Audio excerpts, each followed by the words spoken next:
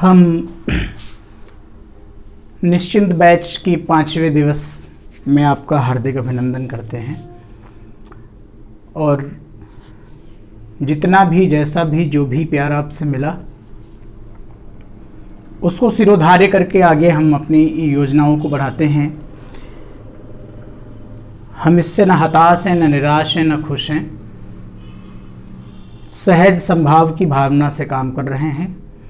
कहीं डॉक्टर हरिवंश राय बच्चन कहते हैं, होके मायूस नयूशाम से ढलते रहिए, जिंदगी भोर है सूरत से निकलते रहिए।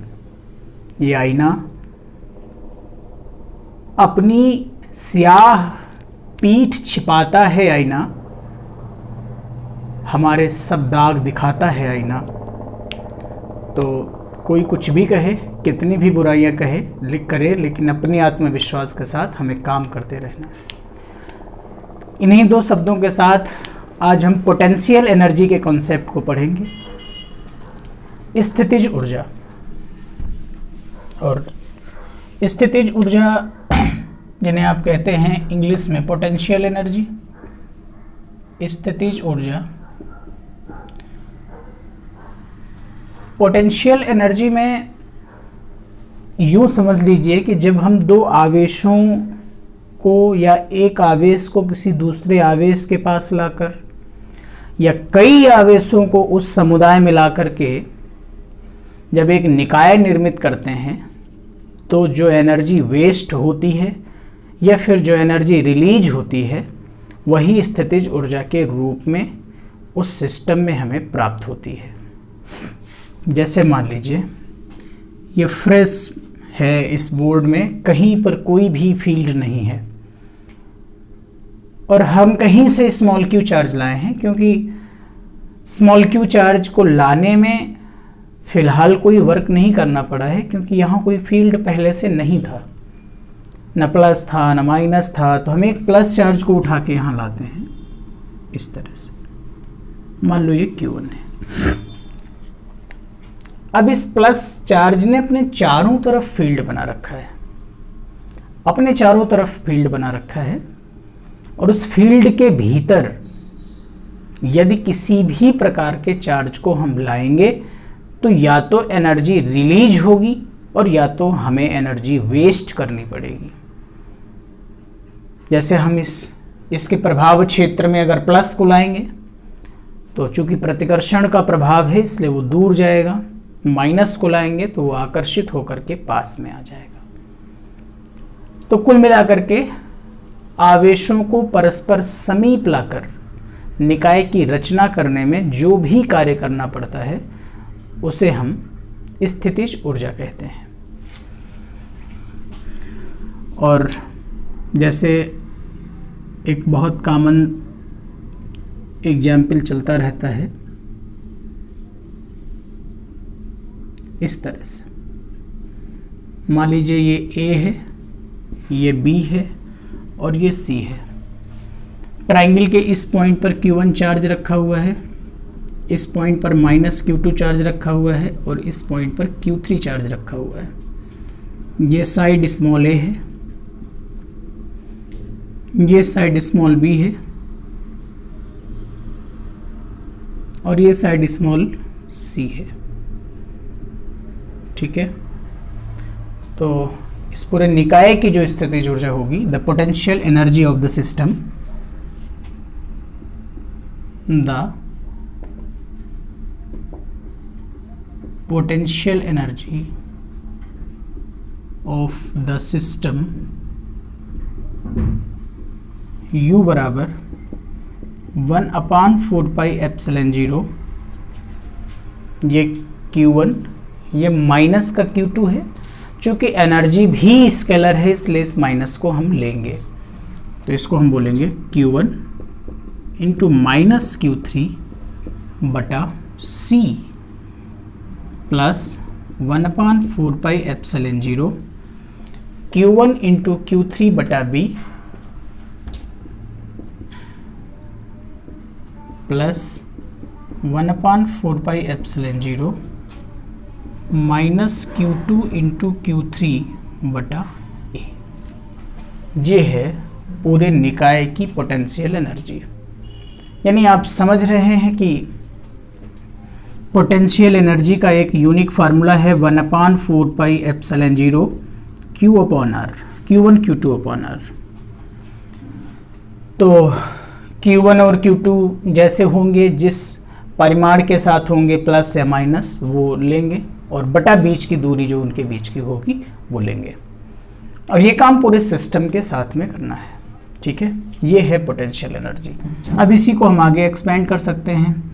1/4πε0 कॉमन हो सकता है, माइनस Q1 Q3 बटा C प्लस Q1 Q3 बटा B प्लस, या हाँ प्लस कर लीजिए, और माइनस Q2 Q3 बटा A, इस तरह से। ठीक, तो ये स्थितिज ऊर्जा का बहुत बेसिक कंसेप्ट हो गया। अब इस पर आधारित एक एग्जाम्पल लेते हैं। देखो, किसी समकोणिक समद्विबाहु त्रिभुज ABC में समकोणिक समद्विबाहु त्रिभुज ABC में, यानी समकोणिक भी है, समान कोणिक नहीं बल्कि समकोणिक, 90 डिग्री का एक एंगल है, राइट एंगल ट्राइंगल है, और समद्विबाहु भी है यानी आइसोसेलेस भी है। समकोणिक समद्विबाहु त्रिभुज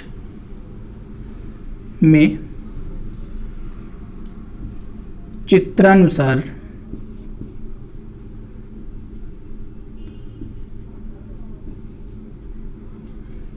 आवेश रखे हैं।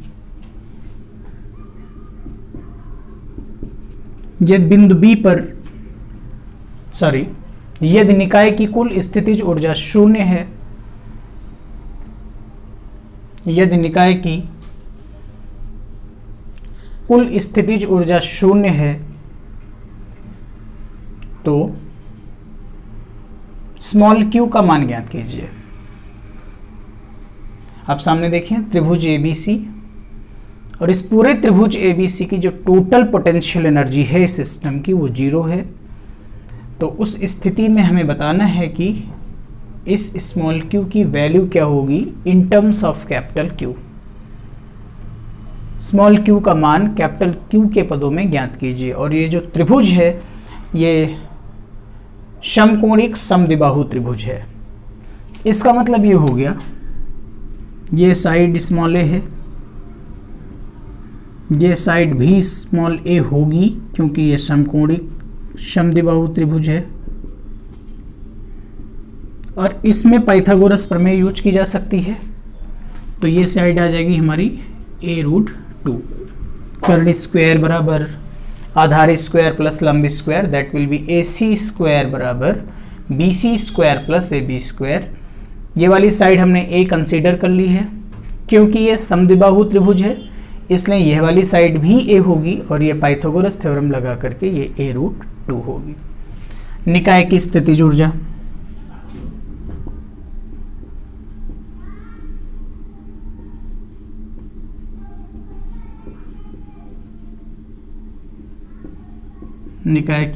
ऊर्जा U बराबर 1/4πε0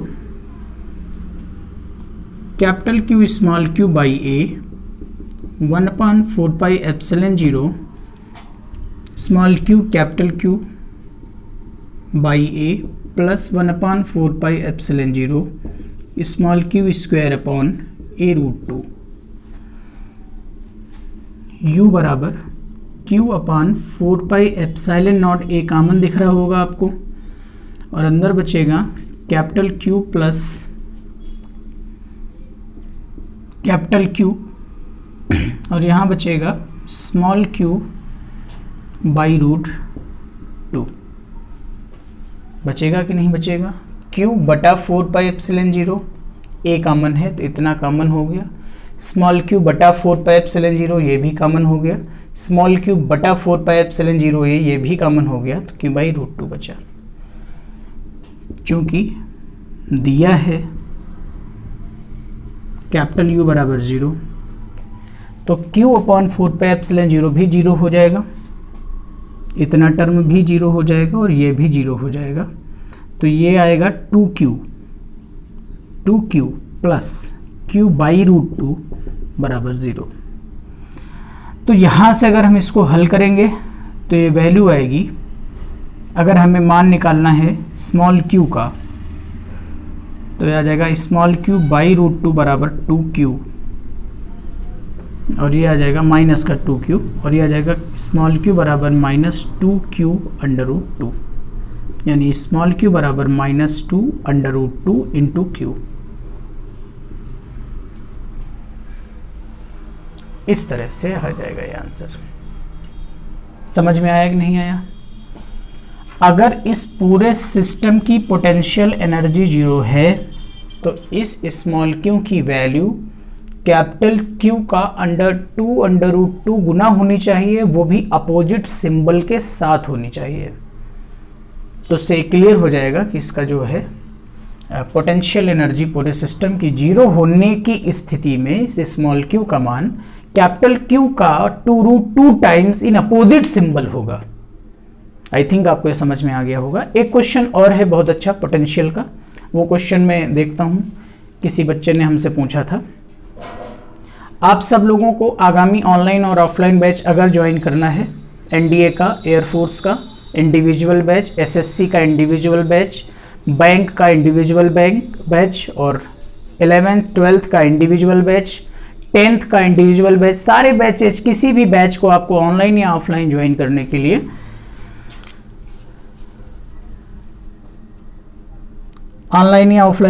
के लिए आपके पास व्हाट्सएप नंबर है 9919992800। For any query you can WhatsApp. Question है 3 माइक्रो कूलाम का एक बिंदु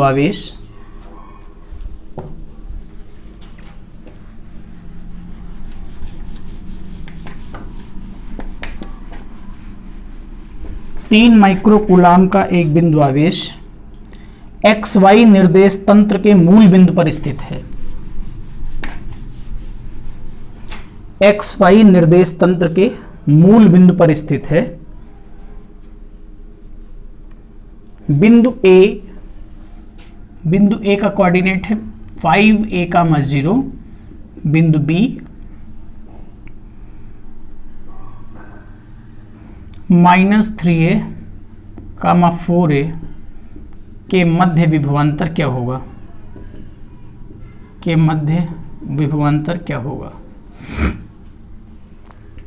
चार्ज कितना है? 3 माइक्रो कूलाम। प्लेन कौन सा है? XY plane. राइट, कोई दिक्कत नहीं। देखिएगा, बहुत सिंपल क्वेश्चन है, बस आप थोड़ा सा समझने की कोशिश करेंगे, बात बन जाएगी। ये हमारा ओरिजिन पॉइंट हो गया XY प्लेन में, ये 0,0, और यहाँ पर पॉइंट रखा हुआ है 3 माइक्रो कूलाम। एक कोऑर्डिनेट है हमारे पास 5a,0, मतलब हम यहाँ हैं 5a,0, और दूसरा कोऑर्डिनेट है हमारे पास -3a,4a, मतलब हम यहाँ हैं। ये -3a इधर होगा कहीं, ये -3a,4a। इन दोनों पॉइंट्स के बीच में कितना पोटेंशियल डिफरेंस क्रिएट होगा वो हमें बताना है। प्यारे बच्चे, बहुत आसान क्वेश्चन है, ऐसे ही मतलब चुटकी बजा के सवाल हल हो जाएगा। अब आप देखना, हम ध्यान से आपको सिखाते हैं।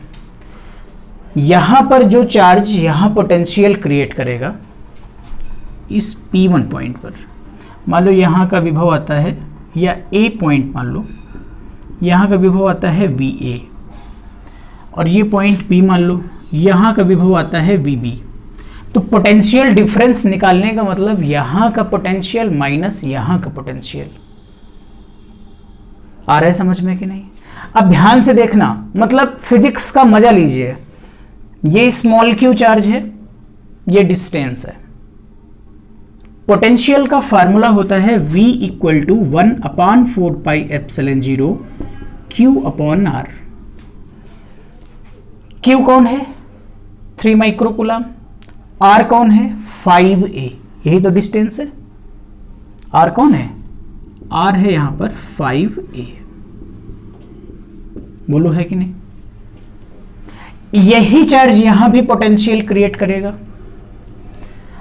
अगर हम ध्यान से देखें तो ये वाली दूरी कितनी है 4a, और ये वाली दूरी कितनी हमको दिखाई दे रही है 3a, यानी यहां से ये दूरी जो बनेगी उसमें भी हम पाइथागोरस लगा सकते हैं। यस और नो, लगा सकते हैं ना। ये लंब हो गया, ये आधार हो गया, तो ये कर्ण 4a square plus minus 3a square, यानी ये आएगा 16a square plus 9a square square root, तो ये आ जाएगा 5a। मतलब जितनी वैल्यू ये है उतनी ही वैल्यू ये है। जिस चार्ज ने यहाँ वाले चार्ज ने पोटेंशियल यहाँ क्रिएट किया है, उसी चार्ज ने यहाँ पोटेंशियल क्रिएट किया है, यानी चार्ज भी सेम है, दूरी भी जो 5a है वो इधर भी 5a है। इसका मतलब ये है कि जो VA होगा वही कौन होगा, VB होगा। पोटेंशियल डिफरेंस क्या आएगा, कुछ नहीं आएगा, 0 आएगा। अब हम देखते हैं पॉइंट A पर वैद्युत विभव,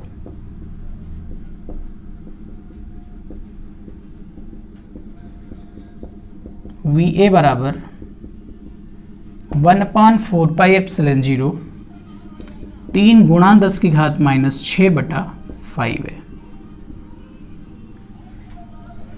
पॉइंट B पर